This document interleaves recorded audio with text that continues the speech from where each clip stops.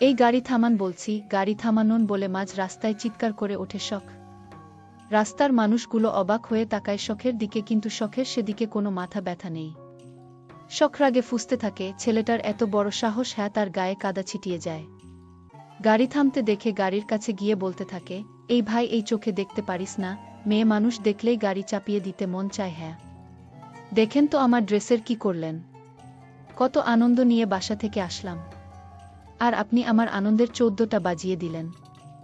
এই অবস্থায় আমি এখন ভার্সিটিতে যাব কি করে বলে মাঝ রাস্তায় বসে ভা ভা করে কান্না জুড়ে দেয় শখ। মেয়েটার কান্না দেখে তড়িঘড়ি করে গাড়ি থেকে নামে আসিফ শাহরিয়ার। আসিফ শাহরিয়ার দেখতে যেমন সুদর্শন তেমনি অনেক রাগী, সবসময় গম্ভীর হয়ে থাকে, দরকার ছাড়া কোনো কথা বলে না। 6 ফুট উচ্চতার ছেলে, গায়ের রং ফর্সা, চুলগুলো সিল্কি বাতাসে উড়ছে, এতে যেন তাকে দেখতে মারাত্মক সুন্দর লাগছে। গাড়ি খোলার শব্দে শুনে কান্না থামিয়ে গাড়ির দিকে তাকায় শখ। পা থেকে মাথা পর্যন্ত স্ক্যান করে দেখে বিড়বিড় করে বলে, দেখতে তো মাশাআল্লাহ, কিন্তু তার আচরণ আস্তা গফিরুল্লাহ বলে মুখ ভাঙায়। অত সুন্দর হলে কি হবে ব্যাটা খচ্চর কোথাকার, জীবনে বউ পাবি না। অভিশাপ দিলাম তোকে। আমার গায়ে কাদা ছিটায় ব্যাটা, ইতর কোনো হার। আমার ভাবনার মাঝেই ছেলেটা বলে, হে ইউ, রাস্তার মাঝে বসছো কেন? Stand up. আমি কিছু না বলে আবার ও জোরে জোরে কান্না জুড়ে বসি। ছেলেটা ধমক দিয়ে বলে, এই মেয়ে, এই আমার কথা তোমার কানে যাচ্ছে না? ম্যাম করে কাঁদছো কেন? ছেলেটার ধমকে আমার মেজাজটা আরও বিগড়ে যায়। নিচ থেকে উঠে ছেলেটার দিকে আঙুল তাক করে বলি, খবরদার ধমকাবেন না বলে দিলাম। দেখছেন না আমার জামাটার অবস্থা কি করছেন?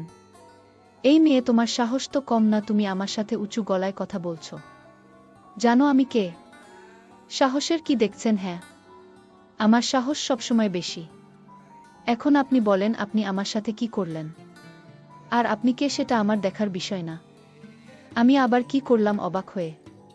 ওরে আমার ধোয়া তুলসী পাতারে, কি করছেন? মানে চোখ নাই আপনার? চোখ কি কপালে নিয়ে গাড়ি চালান?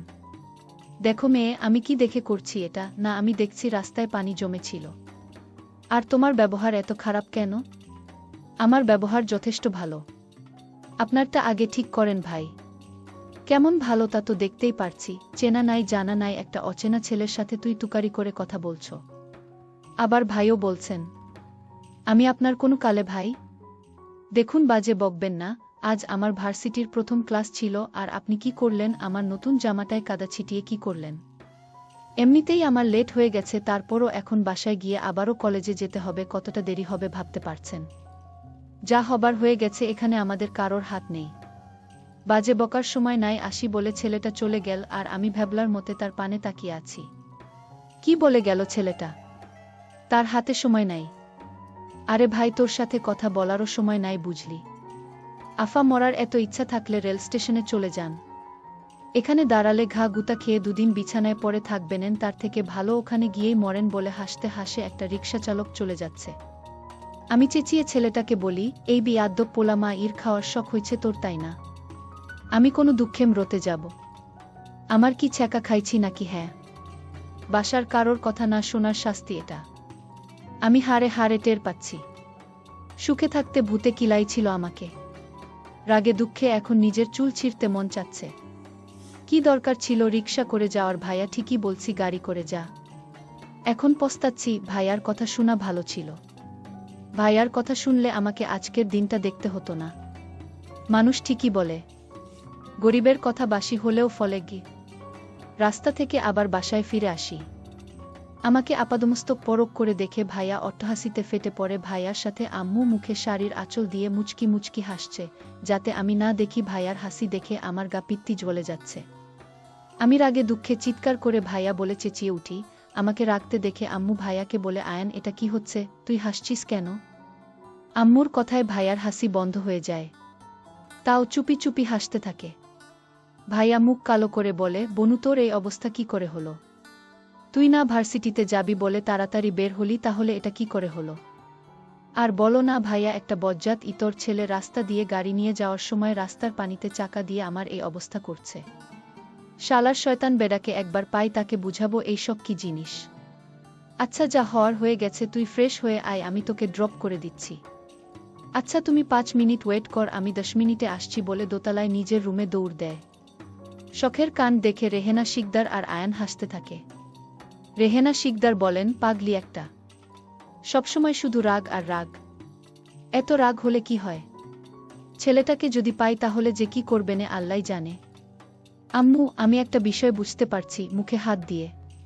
কি? ছেলেটার কপালে চরম দুঃখ আছে বলে মা ছেলে হাসতে থাকে। আসুন সবাইকে আমার পরিচয়টা বলি, আমি আফসিন আয়াত শখ। আমার কাছের মানুষগুলো সবাই শখ বলেই ডাকে। আমার আব্বু একজন আর্মি অফিসার। বেশিরভাগ সময় আব্বু বাসার বাইরে থাকে। আয়ান শিকদার আমার ভাইয়া। ভাইয়া এবার মাস্টার্স ফাইনাল ইয়ারের স্টুডেন্ট। আমরা দুই ভাই বোন। আস্তে আস্তে সবার পরিচয় জানতে পারবেন। এখন এতটুকুই থাক। রেডি হয়ে আমার বান্ধবী ইতিকে কল দিলাম। রিং হচ্ছে কিন্তু শয়তান বেডি রিসিভ করছে না। শালা হাতের কাছে তোকে পায় তারপর বুঝাবো ফোন চালানোর স্বাদ। একটু পর ইতি নিজেই আমাকে কল করে, আমি রিসিভ করে ওকে বলা শুরু করি। শয়তান বেডি তোকে ফোন চালাতে কয় কিডা? কাজের সময় যদি ফোন কাজে না লাগে তাইলে ফোন চালমু ক্যা? আরে দোস্ত চেতিস কেন, কি হয়েছে? হওয়ার বাকি আছেটা কি? কি হয়েছে সেটা তো বল। এসে সবটা বলছি। তুই ক্লাসে যা, আমার একটু লেট হবে বলে কল কেটে দিই। বাসা থেকে রেডি হয়ে আবারও ভার্সিটির উদ্দেশ্য বেরিয়ে পড়ি। 10টা থেকে ক্লাস শুরু আর এখন 9:50 বাজে। 10 মিনিটে কি ভার্সিটিতে যেতে পারব কি না সন্দেহ। এবার আর কোনো ঝামেলা করিনি, ভাইয়ার সাথে করে যাচ্ছি। গাড়ির ভিতর ভাইয়া আমাকে নানানভাবে লেকপুল করছে। আমি কেন তার কথা শুনলাম না, তার কথা শুনিনি বলে এটা হয়েছে হ্যান ত্যান দুনিয়ার কথা বলে কান ঝালাপালা করে ফেলছে। এই ভাইয়া তুমি থামবা। হ্যাঁ, এমনিতেই মেজাজটা খারাপ, তারপরেও তুমি বাজে বকছ। এত হাইপার হচ্ছিস কেন বনু? একটু মজা করছিলাম। আর কি বলে হাসতে থাকে। ভাইয়া তুমি তাড়াতাড়ি গাড়ি চালাও, অনেক দেরি হয়ে গেছে আমার। আচ্ছা চালাচ্ছি, তুই রিল্যাক্স কর। গাড়ি থেকে নেমে ভাইয়াকে বলে দৌড়াতে দৌড়াতে ক্লাসের রুমের দিকে যাচ্ছি। কিন্তু পথ যেন শেষ হচ্ছে না। যত তাড়াতাড়ি করছি মনে হচ্ছে তত দেরি হচ্ছে। অবশেষে আমার অপেক্ষার প্রহর শেষ হলো। ক্লাসরুমের সামনে এসে পৌঁছায়। দেখি স্যার ক্লাসে সবার পরিচয় নিচ্ছে। May I coming sir? স্যারের থেকে কোনো রেসপন্স না পেয়ে আবার ও বলি may I coming sir? Sir? Sir নিজের মতো করে ক্লাস নিতে ব্যস্ত। ক্লাসরুমের বাইরে দাঁড়িয়ে স্যারের 14 গোষ্ঠী উদ্ধার করতে থাকি। স্যারের মুখটাও দেখতে পারছি, পিছন থেকে শুধু ব্যাকসাইডটা দেখা যাচ্ছে। স্যার? এবার একটু জোরেই ডাক দিয়ে ফেলি, যার জন্য ক্লাসের প্রতিটা স্টুডেন্টস তার সাথে ক্লাসে থাকা স্যারও আমার দিকে তাকায়। সবার তাকানো দেখে আমি অনেক অস্বস্তিতে পড়ে যাই। কিন্তু সবচেয়ে বেশি চমকে যায় সামনে থাকা মানুষটিকে দেখে।